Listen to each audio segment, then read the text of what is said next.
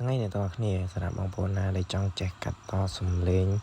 AI ដែលយើងយកទៅបញ្ចូលសំឡេងក្នុងរឿងបែបនេះណាចាំមើលពួកម៉ាក់ខ្ញុំម្នាក់វាមានឈ្មោះថាអាវិតអាភ្លេចកំណើតអាភ្លេចពួកម៉ាក់ហាហាហាក្ដួយម៉ែមិត្តថោកទៀបហាហាហាតាំងពីមានសង្សារមកវាលេងរាប់អានពួកម៉ាក់អស់ហើយក្ដួយម៉ែអាចុយកោហាហាអញគឺជា AI អញដឹងពីប្រវត្តិរបស់អាហែងហាហាហាអាមិត្តទូរទស្សន៍ហាហាហាថ្ងៃនេះតើគ្នាគឺនិយាយបែបនេះអញ្ចឹងបើសិនបងប្អូនចង់ចេះសូមមើលវីដេអូនេះដល់ចប់ផងបងប្អូនបាទអញ្ចឹងបន្ទាប់មកយើងចូលមកក្នុង Google Chrome មកយើងវាយពាក្យថា M Sela អញ្ចឹង I M S E L A អញ្ចឹងយើងវាយមកឃើញហើយយើងចុចមកចុចចូលមកចុចដល់កន្លែង M Sela មកបន្ទាប់មកនេះវាចេញមកទម្រង់បែបនេះអញ្ចឹងចេញមិនដំបងវាអត់មែនអក្សរខ្មែរទេវាចេញមកជាអក្សរអង់គ្លេសចេះអញ្ចឹងបងប្អូនសូមចុចដូរអក្សរមកដូរកន្លែងលើហ្នឹងដូរចេញជាអក្សរខ្មែរអញ្ចឹងមកស្រួលយើងមើលបន្ទាប់មកយើងចុចអាកន្លែង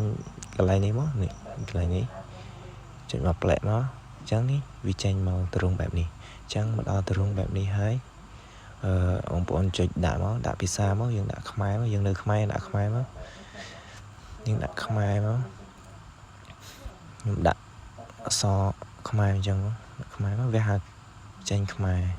ហ្នឹងហើយបងប្អូនឥឡូវនេះខ្ញុំដាក់ភេទប្រុសព្រោះអីវាពេញនិយមដែរអញ្ចឹងកន្លែងនេះយើងដាក់បំពេញអក្សរមកយើងចង់និយាយអីបំពេញបែបហ្នឹងមកហ្នឹងហើយបំពេញមកវិញខ្ញុំដាក់ខ្ញុំរកគាត់សិនដាក់ដាក់ពីពួកម៉ាក់របស់ខ្ញុំឲ្យចេះដាក់ទៅឲ្យអ្នកទាំងអស់គ្នាមើលអញ្ចឹងដាក់មកពួកម៉ាក់ខ្ញុំម្នាក់មានឈ្មោះដាក់ចឹងមកហើយដូចខ្ញុំចឹង